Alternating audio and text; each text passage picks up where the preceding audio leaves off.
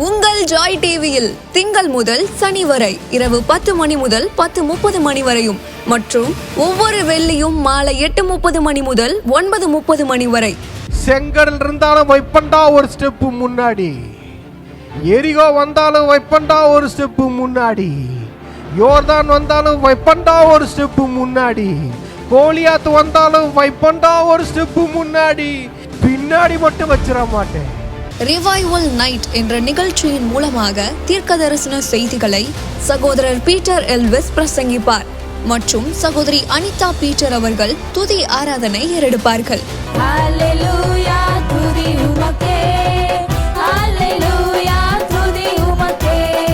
மனிதர்களின் வார்த்தையால் பாதிக்கப்பட்டது போதும், கடவுளின் வார்த்தையால் பாதிக்கப்படுவோம் வாருங்கள். நமக்குள் இருக்கும் இயேசு கிறிஸ்துவை உலகத்திற்கு காட்டும் நேரம் இது. வாருங்கள், இயேசுவுக்காய் எழும்புவோம். தேங்க்யூ ஓ ரீகா தனீஸ்வர பலபரபா. எல்லா ஆண்டவருக்கு நன்றி சொல்லுவோம். சொன்னதை செய்யும் அளவும் அவர் நம்மை கைவிடவே மாட்டார். உங்களுக்கு ஆண்டவர் என்ன சொன்னாரோ, இந்த வருடத்தில் உங்களுக்கு என்ன வாக்கு கொடுத்துருக்கிறாரோ, இந்த வருடத்தில் ஆண்டவர் உங்களுக்கு எதை செய்வேன்னு சொல்லியிருக்கிறாரோ அதை செய்யும் அளவும் உங்களை அவர் கைவிடவே மாட்டார். ஆமென். ஓ ரபா தியால ரபா ஷகரபா. அதை செய்யும் அளவும் அவர் உங்களை விட்டு விலகவே மாட்டார், கைவிடவே மாட்டார். என்ன சொன்னாரோ உங்கள் வாழ்க்கையில், எதை செய்வேன் வாக்கு தத்தம் பண்ணியிருக்கிறாரோ அதை உங்கள் வாழ்க்கையில் அவர் செய்து முடிக்க வல்லவராக இருக்கிறார். Thank you Lord. நன்றி சொல்கிறோம் ஆண்டவரே. ஏன்னா நீங்கள் தான் எங்களுடைய தலைக்கல், அவர் தான் நம்மளுடைய தலைக்கல்.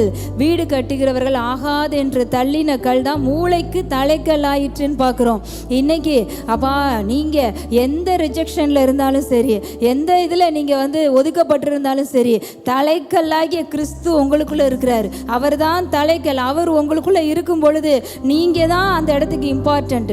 தலைக்கல் தான் அந்த இடத்துக்கு, மூளைக்கு நீங்க தான் தலைக்கல். நீங்க இல்லைன்னா அது ஃபில் ஆகாது.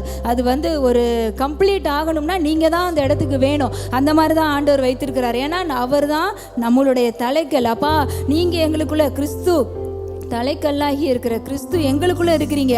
அதனால எங்க வாழ்க்கையில எல்லா இடங்களில் நாங்க போகிற இடத்துல எல்லாம் எங்களை நீங்க தலைக்கெல்லாம் வச்சிருக்கிறீங்க ஆண்டவரே, இம்பார்ட்டண்டா வச்சிருக்கிறீங்க. அதற்காக நன்றி சொல்றோம், நன்றி சொல்றோம், நன்றி சொல்றோம்ப்பா. நீங்க பக்கத்தில் நெருக்கப்பட்டாலும் ஒடுங்கி போவதே இல்லை. நமக்கு நெருக்கம் வருதா? எதுக்கு வருதுன்னா, பெருக்கத்துக்குள்ள உங்களை கொண்டு போறதுக்காக தான் உங்களுக்கு நெருக்கம் வருது.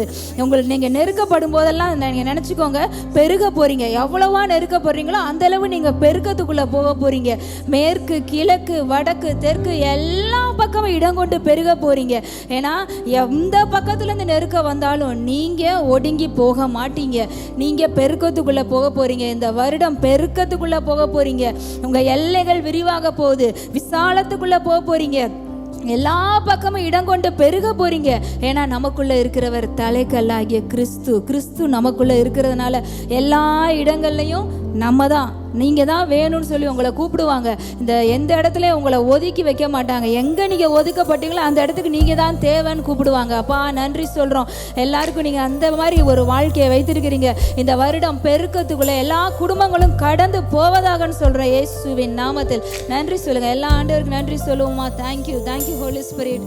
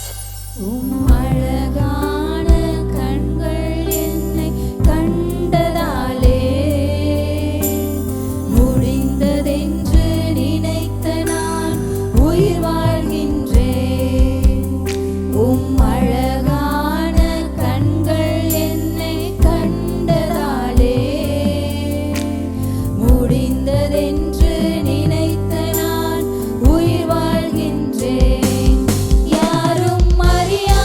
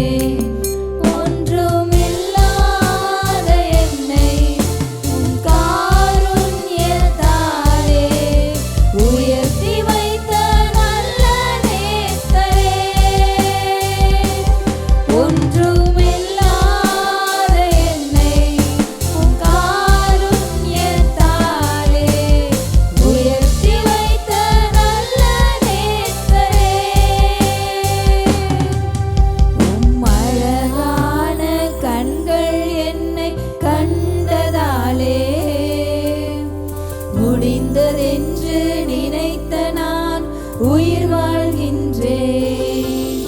உம் அழகான கண்கள் என்னை கண்டதாலே முடிந்ததென்று நினைத்த நான் உயிர் வாழ்கின்றேன். யாரும் அறியாத என்னை நன்றாய் அறிந்து தேடி வந்த நல்ல நேசரே, யாரும் அறியாத என்னை நன்றாய் அறிந்து தேடி வந்த நல்ல நேசரே, உம் அழகான கண்கள் என்னை கண்டதாலே முடிந்ததென்று நினைத்த நான் உயிர் வாழ்கின்றேன். உம் அழகான கண்கள் என்னை கண்டதாலே முடிந்ததென்று நினைத்த நான் உயிர் வாழ்கின்றேன். தூக்கி எறியப்பட்ட என்னை வேண்டுமென்று சொல்லி சேர்த்து கொண்ட நல்ல நேசரே, தூக்கி எறியப்பட்ட என்னை வேண்டுமென்று சொல்லி சேர்த்து கொண்ட நல்ல நேசரே, உம் அழகான கண்கள் என்னை கண்டதாலே முடிந்ததென்று நினைத்த நான் உயிர் வாழ்கின்றேன். உம் அழகான கண்கள் என்னை கண்டதாலே முடிந்ததென்று நினைத்த நான் உயிர் வாழ்கின்றேன். உம் அழகான கண்கள் என்னை கண்டதாலே முடிந்ததென்று நினைத்த நான் உயிர் வாழ்கின்றேன். யோசேப்பு உயிரோட இருக்கிறான். தரிசனம் சாகல, அது இன்னும் உயிரோட தான் இருக்கு. உனக்கு நான் சொன்ன வார்த்தை அது சாகல, நீ தான் செத்துருச்சின்னு நினச்சிட்ட. நீயே அதுக்கு அடக்காராதனை பண்ணிட்ட. நீயே அதுக்கு ஒரு ஸ்டோரி போர்டு எழுதிட்ட. யோசேப்போட ரத்தத்தை, ஆட்டு ரத்தத்தை தேய்ச்ச உடனே அவனே ஒரு ஸ்டோரி போர்டு எழுதுறான். என்ன திரும்ப எழுதுறாரு? அவனை ஒரு துஷ்ட மிருகம் பீருண்டுடிச்சு அவன் செத்துட்டான் அப்படின்னு சொல்லிட்டு அவரே சொல்றாரு. அவருக்கு யாரும் சொல்லலை. அந்த மாதிரி சில உங்களோட அழைப்புக்கும் அபிஷேகத்துக்கும் விரோதமாக சில காரியங்கள் நடந்ததுனால நீங்களே நிறையா ஸ்டோரி போர்டு எழுதிட்டீங்க. அவ்வளோதான். அது அப்படி, இது இப்படி அப்படின்னு எழுதி பல வருடங்கள் ஆயிடுச்சு. ஆனால் ஒரு செய்தி வந்தது. அந்த செய்தி என்ன சொன்னது? உன் தரிசனம் சாகவில்லை. ஹல்லேலூயா. உங்களை பார்த்து ஆண்டவர் சொல்கிறாரு, உங்கள் மேலே இருக்கிற அழைப்பு, அபிஷேகம், தரிசனம் சாகலை. அந்த தரிசனம் சாதாரண தரிசனம் கிடையாது. தேசங்களை ஆசீர்வதிக்கிற தரிசனம். யாக்கோபுக்கு கொடுக்கப்பட்ட வாக்குதத்தம், அந்த வாக்குதத்தம் செத்துருச்சு அப்படின்னு சொன்னதை யாக்கோபு நம்பிட்டாரு. இன்னைக்கு அந்த மாதிரி தான் சாத்தான் சில ஏரியாவில் நமக்கு சில பொய்யை சொல்லிடுறான். அந்த பொய்யை சொன்னதுக்கப்புறம் அந்த பொய்யை நம்மளே கற்பனை பண்ணி அதுக்கு ஒரு ட்ரெஸ்ஸு போட்டு, அதுக்கு ஒரு ஷூவை போட்டு, அதுக்கு ஒரு தொப்பியை போட்டு நம்மளே ஒரு கதையை கட்டிடுறோம், எழுதிடுறோம். அவ்வளோதான், முடிஞ்சிடுச்சுன்னு. இங்கே பாருங்கள், அந்த வார்த்தை சொல்லுது 45வது அதிகாரம் ஆதி ஆகமத்தில், அவர்கள் யோசேப்பு தங்களுடனே சொன்ன வார்த்தைகள் யாவையும் அவனுக்கு சொன்ன போதும் தன்னை ஏற்றி கொண்டு போகும்படி யோசேப்பு அனுப்பின வண்டிகளை அவன் கண்ட போதும். நான் ஒன்று சொல்கிறேன், கேட்டுக்கோங்க. உங்கள் தரிசனம் என்னம்மா செய்யும்? இது வரைக்கும் நம்ம யாக்கோபு பார்த்தது 2 பரிவாரங்கள். நான் ஒன்று சொல்கிறேன், உங்கள் மேலே இருக்கிற அழைப்பு, அபிஷேகம், அது என்ன செய்ய போகுது தெரியுமா? ரதங்களை கொண்டு வரப்போகிறது. ஹல்லேலூயா. உங்கள் மேலே இருக்கிற தரிசனம், உங்கள் மேலே இருக்கிற காலிங் அதை நம்ம செய்யும், எகிப்திலிருந்து ரதங்களை கொண்டு வந்தது. அல்ல, அவன் பார்க்காததை பார்த்தா. என்னைக்கு என் மேலே இருந்த அழைப்பு இன்னும் சாகலப்பா, தரிசனம் இன்னும் சாகலப்பா, அப்படியே தான் இருக்குதுன்னு அவன் நம்புனானோ, அவன் வீட்டு வாசப்படியில் ரதங்கள் வந்து நின்னது. எப்போ? பஞ்ச காலத்தில் ரதங்கள் வந்து நிற்கிறது, பொக்கிஷங்கள் வந்து நிற்கிறது. இங்கே பாருங்கள், உங்கள் மேலே என்ன ஆண்டவர் பிளான் வச்சுருக்கிறாங்களோ அந்த பிளான் எல்லாத்தையும் கொண்டு வரும். கர்த்தர் உங்கள் மேலே வைத்திருக்கிற திட்டங்கள், உங்கள் மேலே வச்சிருக்கிற நோக்கம், எதை உங்களை கொண்டு செய்யணும்னு வச்சிருக்கிறாரோ அதற்கான தேவைகள் ஒன்றே ஒன்று, என்னை கொண்டு ஆண்டவர் செய்யணும்னு வச்சிருக்கிறத விரோதமாக எந்த துர்செய்தி வந்தாலும் நம்பாதீங்க, எந்த கெட்ட செய்தி வந்தாலும் நம்பாதீங்க. உங்களை கொண்டு ஆண்டு செய்ய போறேன்னு சொன்னதை எவனாவது வந்து செய்ய முடியாதுப்பா, அது செத்து போச்சுனாலும் நம்பாதீங்க. அது உயிரோட வரும், அது உயிரோட வந்து உங்கள் முன்னாடி நிற்கும். கொஞ்ச நாள் காணாமல் போயிருக்கலாம், கொஞ்ச நாள் உங்கள் கண்ணுக்கு அது தெரியாமல் இருந்திருக்கலாம், கொஞ்ச நாள் அது தூர தேசத்தில் இருந்திருக்கலாம். அது ஆனால் கண்டிப்பாக வரும், வந்து உங்கள் வீட்டு வாசப்படியில் நிற்கும். அல்லேலூயா. சும்மா வராதுங்க, எகிப்தின் பொக்கிஷங்களோட வந்து நிற்கும். அல்லேலூயா, அல்லேலூயா. ஆண்டவர் கொடுத்த வாக்குத்தத்தங்கள் நம்ம வாழ்க்கையில் பலிக்கும் போது இருக்கிற சந்தோஷம் இருக்கு. அங்கே பாருங்க, தரிசனம் உயிரோடு இருக்குதுன்னு ஒன்று, இவன் உயிர் வந்துருச்சு, இவன் ஆவி உயிர்த்ததான். அல்லேலூயா. உங்கள் மேலே வச்சிருக்கிற அழைப்பு தாங்க உங்களுடைய உயிர். உங்கள் மேலே என்ன நோக்கம் வச்சா அதான் உயிர். தரிசனம் போச்சுன்னா உயிரே போன மாதிரி, அழைப்பு போச்சுன்னா வாழ்க்கையே போன மாதிரி. எப்போ தன்னோட தரிசனம் இன்னும் உயிரோட இருக்குது செய்தி கேட்டானா அவனுக்கு உயிர் வந்துச்சா. அல்லேலூயா. போன வாரம் பார்த்து ஆண்டவர் சொன்னார், எல்லாம் செஞ்சுட்டு என் ஆட்டுக்குட்டிப்பா, என் ஆட்டுக்குட்டியை பார்த்துக்கோப்பா, இதுக்கு தான்ப்பா எல்லாம் செஞ்சேன், என் ஆட்டுக்குட்டியை மறந்துட்டு போட்டு எடுத்துகிட்டு போயிட்டீங்களேப்பா, என் ஆட்டுக்குட்டிப்பா, என் ஆட்டுக்குட்டியை பார்த்துக்கோன்னு ஆண்டவர் சொன்னார் பாருங்க. அதுதான் உங்கள் மேலே வச்சிருக்கிற திட்டம். நம்மளை ஆண்டவர் எதிர்பார்க்காது அதுதான். எதை வேணால் மறக்கலாம், நம்ம மேலே இருக்கிற அபிஷேகத்தை மறந்துடக்கூடாது, அழைப்பை மறந்துடக்கூடாது. அதுதான் நம்மளை காப்பாற்றும். தாவீது போன இடங்களிலெல்லாம் அவனை தேவன் காப்பாற்றினாராம்.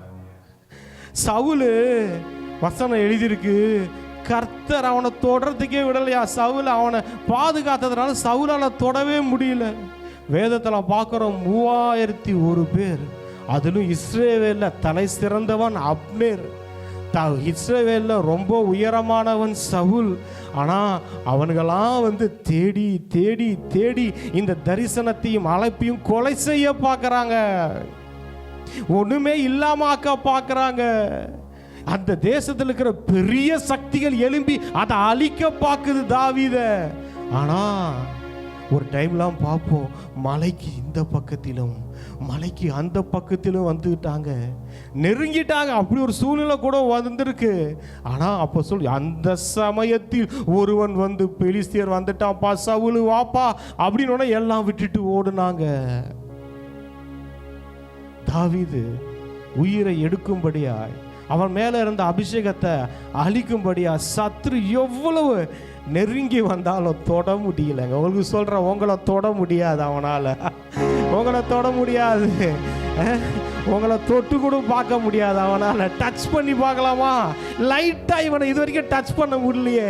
இவன் எப்போ இன்கிரைஸ்டுக்குள்ளே வந்தானோ, கிறிஸ்துவுக்குள்ளே வந்தானோ, இயேசுவை இவன் இருதயத்தில் ஏற்றிக்கிட்டானோ, அதிலிருந்து இவனை தொட்டு பார்க்கலான்னு நினைக்கிறேன். அதுக்கு முன்னாடி இவனுக்குள்ளே குடும்பமே நடத்திக்கிட்டு இருந்தான் சத்துரு, நமக்குள்ளெல்லாம் நம்ம இருதயத்தில் வாழ்ந்துக்கிட்டு இருந்தான். ஆனால் என்னைக்கு இயேசு நம்ம வாழ்க்கையில் வந்தாரோ, இயேசுக்கு என்னைக்கு நம்ம வாழ்க்கையில் இடம் கொடுத்தோமோ, அன்னையிலேருந்து பார்க்குறான் இவனை எப்படியாவது டச் பண்ணலாமான்னு முடியல.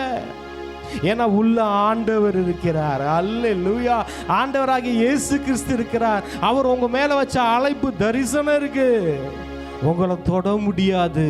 எத்தனை 1000 கூட்டங்கள் எழும்பி வந்தாலும் டச் கூட பண்ண முடியாதுங்க. நம்மளை அழிக்கிறதுக்கு எவ்வளவோ பார்த்தாங்க, முடியல. மோசே எடுத்துக்கோங்க, குழந்தைகளை கொல்ல பார்த்தாங்க, முடியல. ஆண்டவராக இயேசு கிறிஸ்துவை அழிக்க பார்த்தாங்க, முடியல. உங்கள் அழைப்பையும் அபிஷேகத்தையும் உங்கள் மேலே வச்சிருக்கிற தரிசனத்தை அழிக்கிறதுக்கு இந்த பூமியில் ஒருத்தவன் பிறக்கவும் இல்லை, இனிமேலும் பிறக்க போகிறதும் இல்லை. ஏனென்றால் நம்முடைய ஜீவன் கிறிஸ்துவுக்குள் மறைந்திருக்கிறது. ஹல்லேலூயா. நம்மளாம் எங்க இந்த சின்ன பிள்ளைகள்லாம் பார்த்தீங்களா, எங்கேயாவது ஒளிஞ்சுக்குவாங்க, அவங்கள கண்டுபிடிக்கவே முடியாது. வந்து தேடி தேடி பார்ப்பாங்க, எங்கப்பான்னு. அவங்க எங்கேயாவது ஒளிஞ்சிக்கிட்டு இருப்பாங்க, டேபிளுக்கு கீழே ஒளிஞ்சிக்கிட்டு இருப்பாங்க, ஸ்க்ரீனுக்கு பின்னாடி ஒளிஞ்சிக்கிட்டு இருப்பாங்க. இப்போ நம்ம எப்படி தெரியுமா, நம்ம கிறிஸ்துவுக்குள்ள ஒளிஞ்சிக்கிட்டு இருக்கிறோம். சாத்தா வந்து பார்க்குறான், எங்கப்பா ஒரு ஆள் எங்க தேடி தேடி பார்க்குறான், எங்கேயா போனா காணோம் அப்படின்னு பார்த்தா இவன் பார்க்குறான், அடடா இவன் கடவுளுக்குள்ள இருக்கிறான்ப்பா, இவன் கடவுளுக்குள்ள இருக்கிறான், கடவுள் இவனுக்குள்ள இருக்கிறாரு. என்னையா இது, இவனை காணோம். ஏற்கனவே ஒரு பீட்டர் இருந்தானே, நமக்கு ரொம்ப பழக்கமானவனாச்சு, நம்ம சொல்றதெல்லாம் கேட்டுக்கிட்டு இருந்தானே, இப்போ எங்கடா போயிட்ட நீனு? அடடா இவன் கிறிஸ்துவுக்குள்ள வந்துட்டாயா, இவன் கிறிஸ்துவ மாதிரி ஆயிட்டாயா, இவன் செடி மேல் படர்ந்த கொடியாக, செடி வேறு கொடி வேறுன்னு தெரியாத மாதிரி இவனும் அவரும் மாறி ஒரே மாதிரி இருக்கிறாங்க. அல்லேலூயா. பயப்படுறான். இப்போ நம்மளை பார்த்துட்டு துண்டை காணும் துணியை காணும் ஓடுறான். ஏன்னா நம்ம எங்க இருக்கிறோம், கிறிஸ்துவுக்குள்ள ஒளிஞ்சு கொண்டு இருக்கிறோம், மறைஞ்சு கொண்டு இருக்கிறோம். நம்ம ஜீவன் அவர் ஜீவனுக்குள் கலந்து விட்டது. அல்லேலூயா. ஆண்டவர் சொன்னாரு, சில பேர் ஆராதிச்சிட்டு இருக்கும்போது சில பேர் சில காரியத்துக்கு பயப்படுறாங்க. பயப்படாதீங்க. ஆண்டவர் என்ன சொன்னார், பயப்படாத, நான் இருக்கிறேன், நான் பார்த்துக்கிறேன். இது வரைக்கும் நான் தானே பார்த்தா உன்னை, உன் குடும்பத்தை, உன் பிள்ளைகளை, உன் தேவைகளை எல்லாம் யார் பார்த்தா? நான் தானே பார்த்தேன். இது வரைக்கும் நான் தானே பார்த்துக்கிட்டு இருந்தேன். நீ தாயின் கருவில் இருக்கும் போதே நான் பார்த்தேன்ல, இது நாள் வரைக்கும் நான் பார்த்தேன்ல, இனிமேல் நான் பார்க்க மாட்டேனா? ஆனால் உன் வாழ்க்கையை நீ பார்த்துக்கலான்னு நினச்சிடாத. என் வாழ்க்கை நான் கொஞ்சம் பார்த்துக்கிறேன்னு நினச்சிடாதீங்க. அம்மா வாழ்க்கையை அவர் பார்த்துக்குவார். இந்த வசனம் ஏன் தெரியுமா பிடிச்சது? இங்கே பாருங்களேன், தன்னை ஏற்றி கொண்டு போகும்படி யோசேப்பு அனுப்பின வண்டிகளை அவன் கண்ட போதும் அவருடைய தகப்பனாகிய யாக்கோபின் ஆவி உயிர்த்தது. அல்லேலூயா. அங்கே பாருங்க, உங்களை ஆவியை உயிர்ப்பிக்கிற மாதிரி ஆசீர்வாதங்கள் வரும், உங்களை சந்தோஷப்படுத்துகிற மாதிரி. நீங்கள் நல்லா யோசிச்சு பாருங்க, பூமி எங்கும் வறட்சி, கரெக்டாக 2 வருஷம் ஆயிருக்கு வறட்சி ஆரம்பித்து. பூமியெல்லாம் வறட்சியாக இருக்கும் போது உங்கள் வீட்டு வாசப்படில் பொக்கிஷம் வந்து நிற்கிது. அல்லேலூயா. இவன் இங்கே வறுமையில் இருக்கிறன் தான் பிள்ளைங்கள் எல்லாத்தையும் அனுப்புகிறான். போங்கப்பா, எகிப்தில் மட்டும் ஆசீர்வாதம் இருக்கா, போங்கப்பா அப்படின்னு சொல்லி அனுப்புகிறான். ஏன்னா தரிசனம் அங்கே இருந்தது. ஒன்று சொல்லட்டுமா, தரிசனம் எங்கே இருக்கோ அங்கே ஆசீர்வாதம் இருக்குங்க. அல்லேலூயா. எங்கே தரிசனம் ஒர்க் பண்ணிக்கிட்டு இருக்குதோ அங்கே ஆசீர்வாதம் இருக்கும், அங்கே பொக்கிஷம் இருக்கும். அந்த தரிசனம் என்ன பண்ண தெரியுமா, தமக்கு தெரிஞ்சவங்க, சொந்தக்காரங்க, தாய் தகப்பெல்லாம் வண்டியில் பொக்கிஷத்தை ஏற்றி அனுப்புவோம், போப்பா போய் கொடுப்பா அப்படின்னு சொல்லணும். பஞ்ச காலத்திலேயும். அல்லேலூயா. இன்னொன்று சொல்கிறேன், உங்களை சந்தோஷப்படுத்துகிற மாதிரி, உங்களை ஆவியை உயிர்ப்பிக்கிற மாதிரி பொக்கிஷங்கள் வரப்போகுது. அதை பார்த்தோன்னா ஆவி உயிர்த்தது. இங்கே பாருங்க, ஆண்டவர் சொல்கிறாரு, உங்கள் வாழ்க்கையில் ஆண்டவர் செய்ய போகிற காரியத்தெல்லாம், நீங்கள் பார்க்க போகிற காரியங்கள் எப்படி தெரியுமா இருக்கும், இந்த மரித்து போன நிறைய காரியங்கள் உங்கள் லைஃப்பில் உயிர்ப்பிக்கிற மாதிரி இருக்கும். அல்லேலூயா. சிலதெல்லாம் நீங்களே கொண்டுட்டீங்க, சிலதெல்லாம் நம்மளுடைய அறியாமையினால கொண்டுட்டோம். அப்படி செத்து போனது கூட ஆண்டு உயிரோட எழுப்புகிறார். அல்லேலூயா. இங்க பாருங்களேன், அடுத்த வசனம் பார்ப்போம். அதிகாரத்தில் 46:1. அப்பொழுது அவர், நான் தேவன், நான் உன் தகப்பனுடைய தேவன், நீ எகிப்து தேசத்துக்கு போக பயப்பட வேண்டாம், அங்கே உன்னை. போதும். இந்த யாக்கோபுக்கு என்ன தெரியுமா ஆயிடுச்சு, ஏற்கனவே ஒரு புள்ளைய செத்துருச்சின்னு சொல்லிட்டாங்க. இப்போ இந்த புள்ள எல்லாத்தையும் டோட்டல் ஃபேமிலியை கூட்டிக்கிட்டு போகிறாரு. யாக்கோப்பு பயந்தான் இங்கே எழுதி இல்லை, ஆனால் ஆண்டவர் வந்து சொல்கிறாரு, யாக்கோப்பு நீ பயப்படாத. ஏன்னா பயந்துருக்கிறாரு. அல்லேலூயா. அவருக்குள்ள ஒரு ஃபியர் வந்திருக்கு. அதனால தான் சொல்கிறாரு, நீ பயப்படாத. இங்கே பாருங்களேன், அடுத்து படிங்களேன் அப்படியே. நீ எகிப்து தேசத்துக்கு போக பயப்பட வேண்டாம், அங்கே உன்னை பெரிய ஜாதியாக்குவேன். அல்லேலூயா. இங்கே பாருங்க, இன்னொன்று சொல்கிறேன், உங்கள் தரிசனம் நீங்க தரிசனத்தை நோக்கி போனீங்க, நீங்க பெரிய ஜாதி ஆவீங்க. அல்லேலூயா. உங்க மேல இருக்கிற அழைப்பை ஃபோக்கஸ் பண்ணுங்க. தரிசனம் எகிப்துல இருக்கு. அவர் சொல்றாரு, நீ போ, நீ யோசேப்பு கிட்ட போ. உன் முழு குடும்பத்துக்கும் கொடுக்கப்பட்ட வாக்குத்தத்தம் தான் யோசேப்பு, அந்த தரிசனம் தான் யோசேப்பு. அவன் கிட்ட போ, உன்னை பெரிய ஜாதி ஆக்குறேன்னாரு. அல்லேலூயா. உங்க மேல இருக்கிற அபிஷேகம் தாங்க உங்களை பெருசாக்கும், பெரிய ஜாதி ஆக்கும். ஒரே ஒரு யாக்கோபு பெரிய லட்சக்கணக்கான இஸ்ரேல் அந்த தேசத்துக்கே அவன் தான் தகப்பனானா. எப்படி? அதான் சொல்ற, நீ போ, நீங்க ஆண்டவருடைய இந்த வார்த்தையை நம்புனீங்கன்னு வச்சுக்கோங்களேன், நீங்க பெரிய ஜாதி ஆடுவீங்க, நீங்க பெருசாயிடுவீங்க. சிறுசுன்ற பேச்சுக்கே இங்க வேலை கிடையாது. அவர் சொல்றாரு அழகா, அங்க பாருங்களேன், அங்கே உன்னை பெரிய ஜாதி ஆக்குவேன், நான் உன்னுடனே எகிப்துக்கு வருவேன். என்னவா எனக்கு ரொம்ப பிடிச்சிருந்துச்சு. அவர் என்ன சொல்றாரு, இப்ப நம்ம பசங்க சின்ன குழந்தையா இருக்கும்போது ரெஸ்ட் ரூம் போவாங்க. அப்போ என்ன சொல்லுவோம், அப்பா பயமாக இருக்குது, கொஞ்சம் கூட வாங்கப்பா, துணைக்கு கூப்பிடுவாங்க. நான் வரேன்ப்பா. நம்ம என்ன சொல்லுவோம், நான் வரேன், நான் கூட வரேன்ப்பா, நீ போப்பா அப்படின்னுவோம். இல்லை ஏதோ ஒரு இடத்துக்கு நம்ம போகிறதுக்கு பசங்க பயப்படுறாங்கன்னா, அப்பா வரேன்ப்பா, நீங்கள் போங்கப்பா அப்படின்ற மாதிரி ஒரு நம்ம சொல்கிறாரு, யாக்கோபு நீ எகிப்துக்கு போக பயப்படுறியா, நான் வரேன்ப்பா உன் கூட. அல்லேலூயா. நான் உன் கூட வரேன். இன்னைக்கு ஆண்டவராகிய இயேசு கிறிஸ்து எங்கே திரும்ப இருக்கிறாரு, நமக்குள்ள இருக்கிறாரு. அவர் அன்னைக்கு கூட வந்த தெய்வம் இன்னைக்கு நம்ம உள்ள இருக்கிறார்னா, அப்ப நம்ம எந்த அளவுக்கு பழைய ஏற்பாட்டு காலத்து பரிசுத்தவான்களை விட நாம் சாதிக்க முடியுன்றதை நீங்களே பார்த்துக்கோங்க. அவர் சொல்றாரு, நான் கூட வரேன்ப்பா. நான் ஆண்டவர் நம்ம சொல்றாரு, நீங்க எதுக்காவது பயப்படுறீங்களா? பயம் இல்லைன்னு இல்லை, கொஞ்சம் யோசனையாவது இருக்குல்ல. நான்லாம் பிரதர் பயங்கரமான தில்லான ஆள் அப்படின்னா எல்லாத்துக்கும் நம்ம சொல்ல முடியாது. எனக்குமே சொல்கிறேன் ஒரு சில விஷயங்கள், என்ன ஆண்டவரே என்ன அப்படிங்கும்போது, டேய் நான் வரண்டாவா அப்படின்றாரு. அல்லேலூயா. நான் உன்னை விட்டு விலகுவதும் இல்லை, உன்னை கைவிடுவதும் இல்லை, நான் உன் கூட வரேன்ப்பா, நடந்து வாப்பா. இவங்கெல்லாம் ரதத்தை எடுத்து போயிட்டு இருக்கிறாங்க, அவர் கூட வந்துக்கிட்டு இருக்காரு. அல்லேலூயா. இங்கே பாருங்க, உங்கள் தரிசனத்தை நீங்கள் ஃபோக்கஸ் பண்ணும்போது ஆண்டவர் உங்கள் வாழ்க்கையில் இறங்கி கிரியை செய்கிறதா பார்ப்பீங்க. தேவனுடைய சத்தத்தை கேட்பீங்க. அதுக்கு முன்னாடி எத்தனையோ வருடங்கள் தேவனுடைய சத்தத்தை கேட்காம இருந்தார் யாக்கோபு. திரும்ப எப்ப தரிசனம் உயிரோட இருக்குதுன்னு தெரிஞ்சதோ, தரிசனத்தை நோக்கி என்னைக்கு அவர் ஸ்டெப் எடுத்து வைக்க ஆரம்பிச்சாரோ, திரும்ப தேவனுடைய சத்தத்தை கேட்க ஆரம்பிச்சிட்டாரு. திரும்ப தேவனோட உறவு சரியாயிடுச்சு. அல்லேலூயா. இங்க பாருங்க, தேவனோடுள்ள உறவும் நமது தரிசனம் ரெண்டும் பிரிக்கவே முடியாது. நம்ம மேல ஒரு பிளான் இருக்கு. ஜீசஸும் அவர் நைட்லாம் ப்ரேயர் பண்ணும்போது போய் ஃபாதர்கிட்ட உட்காந்துட்டு அவர் என்ன சொல்கிறாரோ, அவர் பிதா என்ன சொல்கிறாரோ அதை தான் நான் செய்கிறேன். நான் சுயமாக ஒன்றுமே பண்ணலப்பா. நான் அவ்வளோ பெரிய கடவுளை என்ன செய்கிறாரு, தேவகுமாரனே எனக்கு ஒன்று தெரியும் அப்படின்னு அவர் செய்யலை. அவர் போய் பிதா கிட்ட கேட்டு பிதா என்ன சொன்னாரோ அதை செய்தார். நம்ம லைஃப் என்ன தெரியுமா, வெரி சிம்பிள். கேட்டு கேட்டு செய்கிறது தான். அல்ல, அவர் என்ன சொல்கிறாரோ அதை கேட்டு அதன்படி வாழ்ந்தால் போதும். ஆமென். அல்லேலூயா. அதுக்கப்புறம் நம்ம பார்க்கலாம், அவங்க அங்கே போய் எவ்வளோ பெரிய ஜாதியானாங்க, நடந்த அற்புத அடையாளங்கள்லாம். ஆனால் என் மெசேஜ் இன்னைக்கு இது கிடையவே கிடையாது. ஆண்டவர் இங்கே வந்ததுக்கப்புறம் ஆராதனையில் எனக்கு இடைப்பட்ட வார்த்தைகளை நான் உங்களோடு பேசினேன். இப்போ தேவன் உங்களை பார்த்து ஒரு வார்த்தையை சொல்ல சொன்னார். அந்த வார்த்தையை தான் உங்களுக்கு நான் சொல்ல போகிறேன்.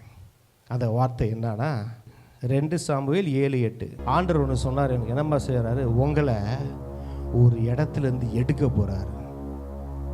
அல்லேலூயா. உங்களை ஒரு இடத்துலேருந்து எடுக்க போகிறாரு. அவர் என்ன சொல்ற, ஆட்டு மந்தைகளுக்கு பின்னாடி போன அவனை எடுத்து என்ன இஸ்ரேலுக்கு அதிபதியாய் வைத்தார். நான் சொல்றேன், நீங்கள் ராஜாவாகும் காலம் வந்துவிட்டது. அல்லேலூயா. நீங்க ராஜாவாகும் காலம் வந்துவிட்டது, ராணியாகும் காலம் வந்துவிட்டது. நீங்கள் ஆளுகை செய்கின்ற அந்த காலத்துக்குள் பிரவேசித்து கொண்டிருந்தீர்கள். கொஞ்ச காலம் ஆடுகளுக்கு பின்னாடி போட மாதிரி இருந்துச்சு. ஆண்டவர் தெளிவா சொன்னாரு, நிறைய பேர் அவங்க ஸ்தானத்துல ராஜாவாக போறாங்க. நான் அவங்கள அபிஷேகம் பண்ண போறேன், என்னுடைய ராஜ்யத்துக்காக அவங்கள அபிஷேகம் பண்ண போறேன். அவங்க ஸ்தானத்துல அவங்களை கிங் ஆக்க போறேன், அவங்க குயின் ஆக்க போறேன், அவங்க ராஜாத்தியா ராஜகுமாரனாக போறாங்க. அல்லேலூயா. சில காலம் ஆடுகளுக்கு பின்னாடி இருந்தீங்க, இன்னைக்கு போர் சேவகர்கள் உங்க முன்னாடி ஓட போறாங்க. ஒரு பெரும் சேனை எழும்ப போகிறது. அல்லேலூயா. உங்க ஸ்தானத்துல நீங்க வர போறீங்க. அல்லேலூயா, அல்லேலூயா. பாருங்களேன், இங்க பாருங்களேன், அவர் என்ன சொல்றாருன்னா, சேனைகளின் கர்த்தர் சொல்லுகிறது என்னவென்றால், நான் சொல்றேன், சேனைகளின் கர்த்தர் உங்களுக்கு சொல்லுகிறது என்னவென்றால், இது வரைக்கும் ஒன்று ஓடிக்கிட்டு இருந்தீங்களே, இது வரைக்கும் இப்போ ஒன்று நடந்துகிட்டு இருந்துச்சுல, இது இனிமேல் கண்டினியூ ஆக போறது இல்ல, இது மாறுது. ஹல்லேலூயா. எல்லாம் தலைகீழாக மாறுகிறது. காரியம் மாறுதலாய் முடிந்தது என்பது போல எல்லாமே மாறுதுங்க. உங்க சூழ்நிலை மாறுகிறது, உங்களுடைய ஆசீர்வாதங்கள் மாறுகிறது, உங்க உயர்வுல ஒரு முன்னேற்றம் வருகிறது. இதுவரைக்கும் ஏதோ வனாந்தரத்தில் ஆடு மேய்ச்சிக்கிட்டு இருந்தவன் இன்னைக்கு அரண்மனையில் ராஜாவாய் உட்கார்ந்து கொண்டிருக்கிறான். அல்லேலூயா. அப்படி ஒரு எக்ஸ்ட்ராடினரி உயர்வுக்குள்ள ஆண்டவர் உங்களை கொண்டு வர போறேன்னு சொன்னாரு. நீங்க பாருங்க, நல்லா தெரிஞ்சுக்கோங்க, உங்களுக்கு திரும்ப திரும்ப சொல்றேன், நீங்க ஆடு மேய்ச்ச காலம் முடிஞ்சிருச்சு, மனுஷனை மேய்க்க போறீங்க. மீன் பிடித்த காலம் முடிந்தது, மனுஷரை பிடிக்க போறோம். அல்லேலூயா. இங்க பாருங்க, கிங்கா உங்களை ஆண்டு அபிஷேகம் பண்றாங்க. உங்க ஸ்தானம், உங்க மேல எந்த அழைப்பு இருக்கோ அந்த அழைப்புல உங்களை கடப்பாறைய கடாவுற மாதிரி கடாவை நிப்பாட்ட வைக்க போறாரு. அந்த ஸ்தானத்துல நிப்பீங்க. அந்த ஸ்தானத்துல நீங்க நிற்கும் போது எந்த பெருமலை வந்தாலும் ஒன்றும் பண்ண முடியாது, எந்த புயல் வந்தாலும் சான்ஸே இல்லை. அல்லேலூயா. ஏன்னா கடவுனது யாருன்னா கர்த்தராகிய ஆண்டவராகிய இயேசு கிறிஸ்து. அல்லேலூயா. உங்கள் ஜாய் டிவியில் திங்கள் முதல் சனி வரை இரவு 10 மணி முதல் 10:30 மணி வரையும் மற்றும் ஒவ்வொரு வெள்ளியும் மாலை 8:30 மணி முதல் 9:30 மணி வரை. செங்கடல் இருந்தாலும் வைப்பண்டா ஒரு ஸ்டெப் முன்னாடி, எரிகோ வந்தாலும் வைப்பண்டா ஒரு ஸ்டெப்பு முன்னாடி, யோர்தான் வந்தாலும் வைப்பண்டா ஒரு ஸ்டெப்பு முன்னாடி, கோலியாத் வந்தாலும் வைப்பண்டா ஒரு ஸ்டெப்பு முன்னாடி, பின்னாடி மட்டும் வச்சிட மாட்டேன். ரிவைவல் நைட் என்ற நிகழ்ச்சியின் மூலமாக தீர்க்க தரிசன செய்திகளை சகோதரர் பீட்டர் எல்விஸ் பிரசங்கிப்பார் மற்றும் சகோதரி அனிதா பீட்டர் அவர்கள் துதி ஆராதனை ஏறெடுப்பார்கள். ஹல்லேலூயா. துதி உமக்கே.